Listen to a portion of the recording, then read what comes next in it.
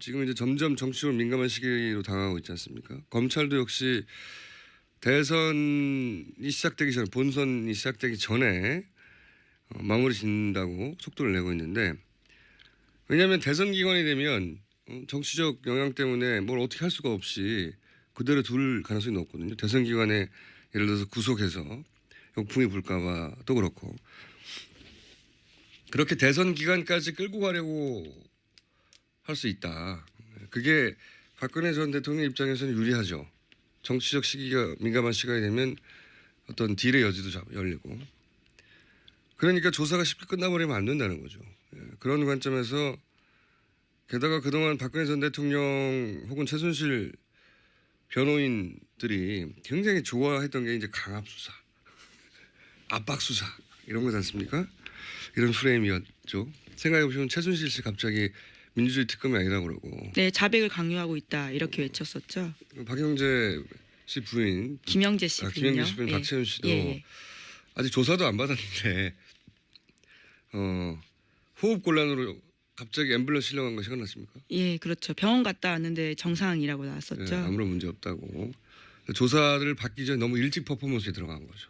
나중에 특검이 아직 조사 시작도 안 했는데 여하간 이런 강압 수사, 압박 수사 프레임을 저쪽 변호인단에서 자주 구사해 왔어요. 그래서 저는 늦은 저녁쯤에 조사가 아직 끝나기도 전에 아프실 수도 있다. 예. 개인적인 관점 포인트입니다. 급히 아프실 수 있다. 네, 사실 검찰 입장에서 한 번 더 부르기는 부담스러운 면이 있거든요. 예, 그러면 조사가 사실 마무리되지 않고 끝날 가능성이 있다라는 말씀이신 거죠. 한 번 더 부르게 되는 거죠. 근데 이제 아프셨기 때문에 그 시기를 또 잡는다고 조정을 할 것이고 그러다가 이제 대선 기간으로 들어간다든지 그럴 수 있습니다. 이게 늦은 저녁에 아프실 경우는 그렇고 늦은 오후에 더 빨리 아프실 예정일 수도 있어요. 제가 보기에는. 왜 그러냐면은 이 진술 관련해서 계속 연습했다고 하잖아요.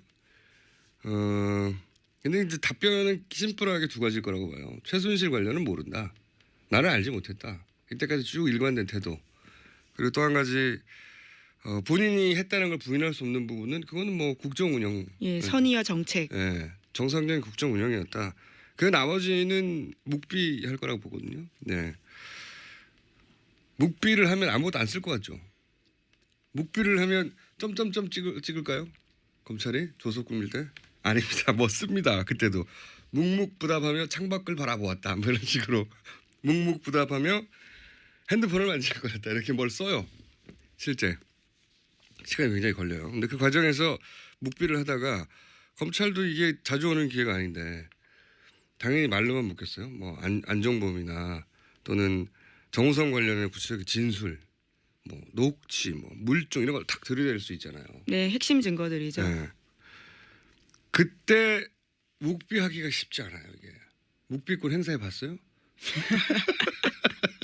제가 행사해 봤는데 두 번이나 이 조사받다가 묵비권을 계속 행사하기 진짜 쉽지 않아요. 뭔가 나오면 구체적인 게 나오면 답변하고 싶어요. 근데 옆에서 변호사가 대신 말해줄 수 없거든요. 절대. 그 말을 시작한 걸 막을 수도 없어요. 그래서 말이 한번 터지잖아요. 근데 변호사가 옆에서 보기에 이게 굉장히 불리하게 흘러가. 그럼 쉬는 시간 있잖아요. 쉬는 시간에 의논하에 급히 아프실 예정일 수도 있습니다. 그때. 제가 보기엔 그래서 이 기자들이 인근에 그 대형 병원, 가장 가까운 대형 병원에 미리 가 있으면 특종을 낼 수 있어요. 제가 보기에는 그런 가능성이 상당히 있다. 네. 늦은 오후에 아프실 때는 불리한 증언을 했다. 불리하게 흘러간다 그럴 때고 늦은 저녁에 아프시면은 무리하게 늦게까지 강압적으로 이런 게 아니겠는가. 또 호칭에 대해서도 지적하는 법조인들이 있었는데요. 피의자라고 부를지 혹은 박근혜 전 대통령이라고 부를지에 따라서 조사받는 사람의 심리가 흔들릴 수도 있다. 이런 지적을 하더라고요. 뭐 그런 기법을 사용할 수는 있겠지만 여하간 끝까지 묵비하기 굉장히 어렵거든요. 근데 말문이 터지는 순간 저는 불리하게 흘러갈 거라고 보고 그러면 이제 옆에 있던 변호인들이 판단해서 급히 아프실 예정으로 해서 이제 가까운 대학병원 뭐 있습니까? 있죠. 그 강남 세브란스 병원 같은데. 강남에 삼성병원도 있고요. 좀 더 멀어요. 예, 가까운데 예, 강남 예. 세브란스. 예. 둘 중에 한 군데 기자들 미리 보내서 뻗치게 하시면. 네. 가장 가까운 병원은 가톨릭 성모병원입니다. 그래요? 예. 서울중앙지검에서. 세 군데 예, 예. 한 군데 미리 대기하시면 특종이 가능할 수도 있다. 예. 자, 다음 뉴스는요. 예.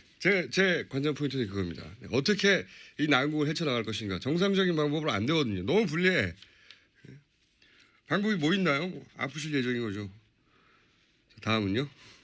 네, 박근혜 전 대통령 삼성동 자택 인근에서는 계속해서 친박단체 집회가 열렸는데요. 친박단체들은 검찰 출두 자체를 반대한다라고 외치기도 했고요. 뿐만 아니라 자신이 정도령이라고 외치는 사람이 나체로 시위를 하기도 했었습니다. 이 축구 경기 같은 거 보다 보면 갑자기 관중이 난입해가지고 벗고 뛰잖아요. 예. 나체 시를 하면서 이제 외치는 구호가 중요한데 굉장히 나체 시도 정치적인 나체 시도 많거든요. 예. 이 경우에는 정도령이다, 정도령 이렇게 외쳤다고 합니다. 어떤 의미인지는 잘 모르겠습니다. 정도령 이게 예. 자기가 정도령이라는 건가 아니면 박근혜 전 대통령이 정도령이라는 건가요? 아마 본인을 지칭해서 했던 말인 것 같습니다. 현장 기자들의 주어는 이야기 없는 들어보면 예. 나는 정도령이다 아니면 너는 정도령이다도 아니고 그냥 이게 이제 뭐랄까요 다 모이네요. 지난 며칠 전에는 마마라고 부르는 분도 오지 않았었나요? 네, 60대 여성분들이셨는데요. 정말 억울하고 원통해서 3일을 굶었습니다. 죄송합니다, 마마. 이렇게 이야기했다고 합니다. 3일을 굶었다고? 예. 여기서 마마는 호환 마마입니까? 이분들 서로 연락하나요? 굉장히 보기 드문 분들이 한꺼번에 다 나오시네. 네, 또 어제는 훈장 차림을 한 연두색 두루마기와 정자관을 쓴 분이요. 국민교육헌장을 읽기도 했다고 합니다. 그 앞에서요. 아니 훈장 복장을 하고 왜 국민교육원장을? 네, 그 이유도 정확하게 모르겠습니다. 참 이분들 연락하나 봅니다 서로. 예. 퍼포먼스 현장입니다. 자 이게 이런 식으로 학교 근처고 주택가인데 벌어지면은 이 주변 주민은 어떡하나요? 네, 그래서 지난 4일간요. 112에 신고된 건만 150건 가까이 된다고 하는데요. 주민들 신고 내용을 보면 이렇습니다. 일행과 대화하는데 옆에서 대화 듣고 박사마 회원 7명 가량이 몰려와서 사과하라 이렇게 외쳤다고 하고요. 옆에서 듣는다고? 예. 그 듣는데 지나가다가 왜 사과하라는 거예요? 들리지 않게 말을 하던가. 네. 게다가 박사모로부터 태극기를 들지 않았다는 이유로 빨갱이 나타났다라는 이유로 때렸다라는 겁니다. 그래서 폭행당했다 신고도 했었고요. 네. 뭔가 거기가 블랙 코미디 현장이 된 것 같아요. 네, 그래서 어제 인근 초등학교 학부모들이요 학생 안전 보장해 달라면서 캠페인 벌이기도 했습니다. 그런데 그 캠페인을 향해서도요 조작된 거 아니냐, 어디서 왔냐 이렇게 소리 질렀다고 합니다. 박근혜 대통령이 돌아가라고 한마디만 하면 되는데 예. 이분들이 아마 이게 검찰로 출석하는 자체를 반대하겠죠. 막았을 것 같아요. 네네, 예. 오늘 그렇게 할 거라고 합니다. 그래도 박근혜 대통령 지금 지지율 조사하면 제 생각에 4~5% 나옵니다. 예. 이분들이 있어요. 그 지지율이 제가 보기에는 김진태 후보에게 가지 않을까. 아직 김진태 후보를 여론조사에 포함한 결과가 발표된 적이 없는데 제 생각에 한 4~5% 정도 나올 것 같아요. 그분이. 지난주 갤럽 조사부터 이름을 올리기 시작했습니다. 그래요? 예. 네. 이제 본 경선에 올라갔죠. 예. 네. 4~5%까지도 가능하다 저는 개인적으로 생각하는데 그 얘기는 이따 이제 관련 뉴스 나오면 얘기하기로 하고 자 다음 뉴스는요. 네, 어제 최순실 씨 형사재판 열렸는데요. 여기에 권오준 포스코 회장이 나왔습니다. 직접 나와서 이렇게 이야기했는데요. 박근혜 전 대통령으로부터 여자 배드민턴 팀 창단 요구를 직접 받았다 이렇게 진술을 했는데요. 또 박 전 대통령 독대 이후에는 안종범 전 수석이 WK 조성민 대표의 전화번호를 건네주면서 만났다라는 증언도 했습니다. 이게 이런 거예요. 예를 들어서 검찰이 이 진술 이미 가지고 있을 거 아닙니까? 검찰이 예를 들어서 왜 직접 그 배드민턴 팀 창단 요구를 했냐? 그럼 이건 스포츠 발전을 위해서 내가 나선 거다. 여기서 끝날 줄 알겠죠. 그런데 왜 그걸 WK가 맞도록 했냐? WK는 최순실 씨 회사란 말이죠. 최순실 씨가 개인적으로 하는 회사인지 몰랐다. 그럼 누가 소개해 줬냐? 최순실 씨밖에 없거든요. 그 답변이 하다 보면은 이게 빠져나가기 힘들단 말이죠. 이렇게 질문이 진행되는 과정에서 예를 들어서 스포츠 발전을 위해서 그랬다. 근데 왜 WK가 그러면 스포츠 발전은 왜 꼭 최순실 씨 회사가 해야만 하느냐라는 각도로 좁혀 들어가면 갑자기 묵비를 하면 또 불리해요. 진술이. 그럼 답변을 하기도 애매하잖아요. 이런 상황, 불리한 상황이 닥치면 아프신 거 말고는 어떻게 나갑니까? 이게 맞아. 근데 그거를 본인은 모를 수 있지만 옆에 앉아있는 변호인 입장에서는 이거 불리하게 돌아간다. 나중에 진술서가 불리하겠다 싶으면 앰뷸런스 부를 수 있습니다. 다음 뉴스는요? 네, 또 어제 형사재판에서요. 최순실 씨 경복초 라인이었던 KD코퍼레이션 대표가 나와서요. 최순실 씨에게 샤넬백에 이어서 4천만 원도 줬다라는 진술을 다시 한번 확인한 건데요. 새롭게 나온 이야기도 있습니다. 이 KD코퍼레이션 대표가요. 삼성에 납품하고 싶다 이렇게 이야기하자 최순실 씨가 삼성은 얘기가 안 먹힌다 라면서 잘랐고요. 이후에 현대차는 가능할 것 같다면서 거기를 해줬다라는 거죠. 삼성은 내 거라는 거죠. 내가 먹는다. 네. 삼성 건들지 마. 새로 나온 내용이네요. 예. 샤넬백 4천만 원은 뭐 계속 나왔던 얘기인데 여기서 원래는 삼성에 하고 싶었는데 삼성은 내 거야. 거절하고 자기가 이제 통으로 드셔야 하기 때문에 이렇게 자잘한 거 붙으면 안 되는 거죠. 예. 재판에 진행돼 갈수록 디테일들이 나와서 재밌을 것 같아요. 자, 또 있습니까? 재판 관련 나온 소식이? 재판 관련된 건 어제 권오준 그리고 KD코퍼레이션 대표 2명이 나와서요. 이 관련된 내용이고요.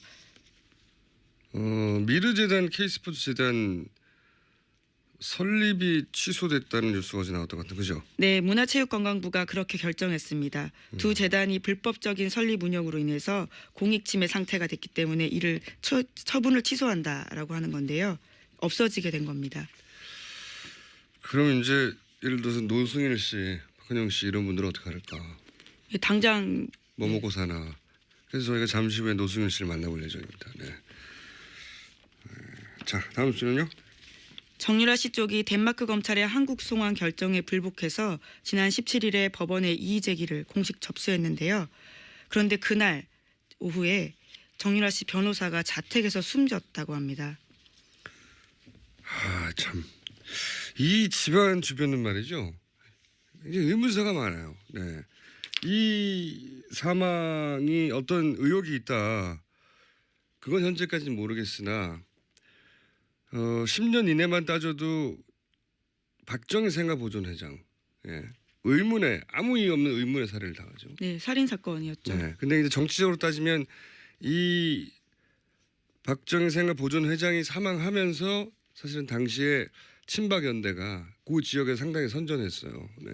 결과적으로는 그렇습니다. 그리고 뭐 가까이는 5천 살인 사건 얼마나 이상한 죽음이 많습니까? 라면 먹다가 죽고 가장 최근만 해도 박지만 씨 비서 신근경 선생 이분이 별로 중요한 역할이 아니다는 듯이 경찰에서는 발표했지만 제가 알기로는 5천 살인 사건 현장에 있었던 걸로 유력하게 추정되는 인물이거든요. 중요한 인물이었는데 여하간 갑자기 또 이렇게 젊은 사람이 의문사를 하니까 이상하죠. 네, 아직까지 사망 원인이 알려지고 있지 않다고 합니다. 뭐 젊은 사람이니까 또 심근경색이나 이런 게 나오겠죠. 네. 으스스한 무슨 음모가 있다 이런 얘기가 아니라 죽어요. 자꾸 으스스한 가족이에요. 그것만 틀림없어요. 아마 이제 워낙 관심을 끄는 사건이니까 그쪽에서도 유력한 변호사였다고 하니 유명한 변호사였다고 하니 뭐 부검 결과나 이런 게 나오겠죠. 아마 심근경색의 한 표 걸어봅니다. 뉴스 한두 개 정도 제목 읽을 수 있을 것 같습니다. 예. 네, 어제 자유한국당 본 경선이 후보가 결정됐는데요. 예. 김관용, 김진태, 이인재, 홍준표 후보가 본선에 진출했습니다. 본 경선이 다 시작됐군요. 모든 원내정당이. 역시 이인재 후보에게 눈이 가죠. 네. 이분이 제가 알기로는 국내 최다 대선 출마자이자 그 사이에 당적이 변경된 게 15번인가 그래요. 네. 15번이나 되나요? 당적이 변경된 게. 본인이 가만히 있는데 당명이 변경된 경우도 물론 있습니다. 예. 네. 그렇지만 15번은 이게 제가 알기로는 세계 신기록이거든요. 앞으로 경신될 수 없는 불멸의 기록으로 나올 거라고 보고 대선 4번 출마하는 것도 97년 처음 나온 이후에 지난 2012년 빼고는 매년 대선 출마하셨단 말이죠. 네. 이번에 나오고 한 번 더 나오실 수 있을 것 같아요. 나이로 볼 때. 예. 불멸의 기록이다. 눈이 간다. 네, 그래서 별명이 피닉제로 온라인에서는 네. 유명합니다. 온라인뿐만 아니라 당적이 15번 변경된 거 15번까지 세고 말았거든요. 16번이 되는지 모르겠어요 이제. 신기록이에요. 자, 제목. 네, 홍준표 경남도지사가요. 어제 경남도 간부회의에서 자신이 출마하더라도 보궐선거는 없다 이렇게 말했다고 합니다. 이 기사요. 이게 간단하게 얘기하면 이거거든요. 4월 9일 날까지 사퇴해야 되는데 4월 9일 사퇴하면 5월 9일 대선 때 같이 보선을 합니다. 그래서 경남도지사를 새로 뽑아요. 근데 여기서 4월 9일 사퇴를 하되 4월 10일 날 접수한다는 거죠. 서류를. 네, 그렇죠. 통보를요. 선관위에다가. 네. 그렇게 되면 4월 10일이니까 5월 9일 날 보궐선거를 안 해요. 그러면 임기가 1년 2개월 남았거든요. 그럼 1년 2개월 동안 부지사 대행체제가 되는 거죠. 대행체제. 대통령 대행체제처럼. 네. 도지사 대행체제가 되는 겁니다. 그러면 본인이 뽑고 안착시켜놨던 자유한국당 출신의 혹은 자기 보좌진 출신들의 그 집행부 체제가 그대로 유지가 되는 거죠. 예. 1년 2개월 동안. 이거는 진짜 얍삽한 거거든요. 이렇게 하면 안 되는 거. 이게 말이 됩니까?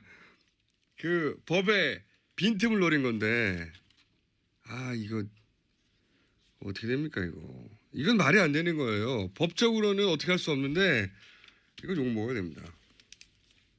그리고 안타깝게도 저희가 잠재 대선 후보로 인터뷰했던 김진 전 중앙일보 논설위원은 탈락하셔가지고 네, 안타깝네요. 미리 인터뷰해뒀는데. 자, 여기까지 하겠습니다. 시사인의 김은지였습니다. 감사합니다.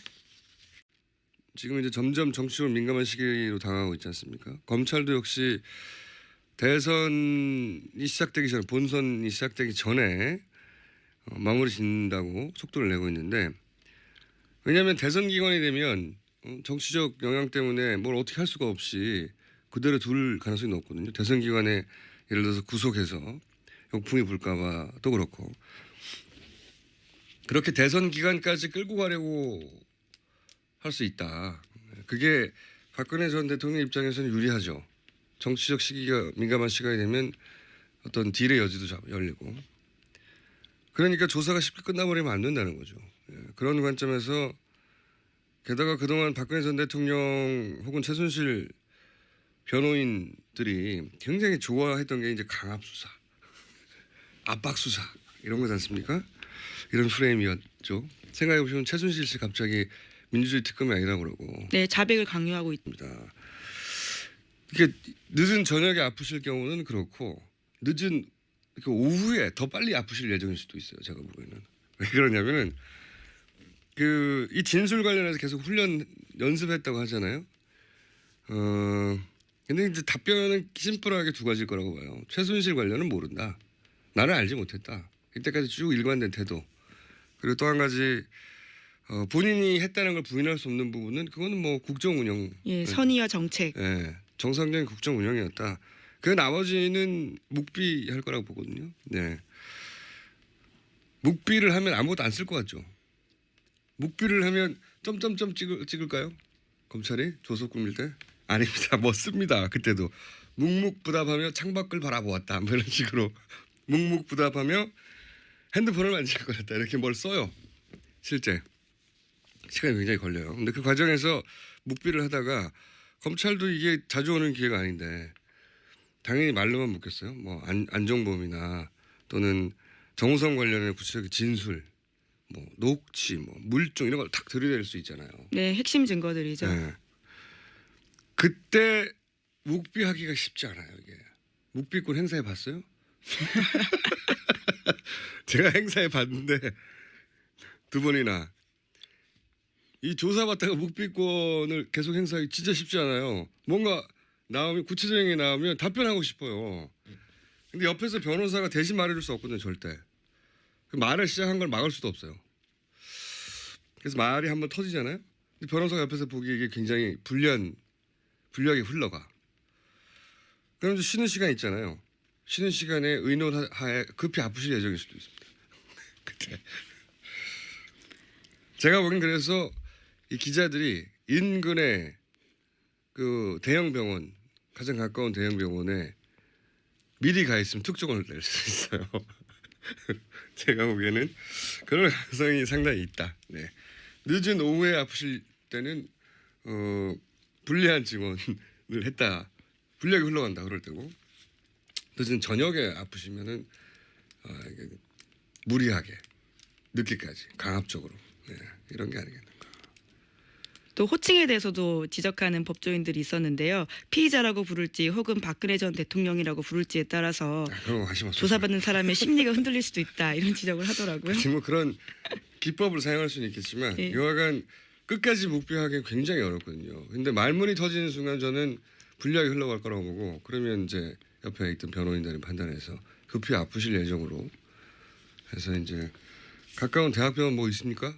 있죠. 그 강남 세브란스 병원 같은데 강남의 삼성병원도 있고요. 좀 더 멀어요. 예, 더 가까운 데 예, 강남 예. 세브란스. 예. 둘 중에 한 군데 기자들 있다 이렇게 외쳤었죠. 박영재 씨 부인 김영재 씨 부인요. 김영재 씨 부인 예. 박채윤 씨도 예, 예. 아직 조사도 안 받았는데 호흡 곤란으로 갑자기 앰뷸런스 실려간 거 생각났습니까? 예, 그렇죠. 병원 갔다 왔는데 정상이라고 예, 나왔었죠. 아무런 문제 없다고. 조사를 받기 전에 너무 일찍 퍼포먼스에 들어간 거죠. 나중에 특검이 아직 조사 시작도 안 했는데 여하간 이런 강압 수사, 압박 수사 프레임을 저쪽 변호인단에서 자주 구사해 왔어요. 그래서 저는 늦은 저녁쯤에 조사가 아직 끝나기도 전에 아프실 수도 있다. 예. 개인적인 관점 포인트입니다. 급히 아프실 수 있다. 네, 사실 검찰 입장에서 한 번 더 부르기는 부담스러운 면이 있거든요. 예, 그러면 조사가 사실 마무리되지 않고 끝날 가능성이 있다라는 말씀이신 거죠. 한 번 더 부르게 되는 거죠. 근데 이제 아프셨기 때문에 그 시기를 또 잡는다고 조정을 할 것이고 그러다가 이제 대선 기간으로 들어간다든지 그럴 수 있습니다.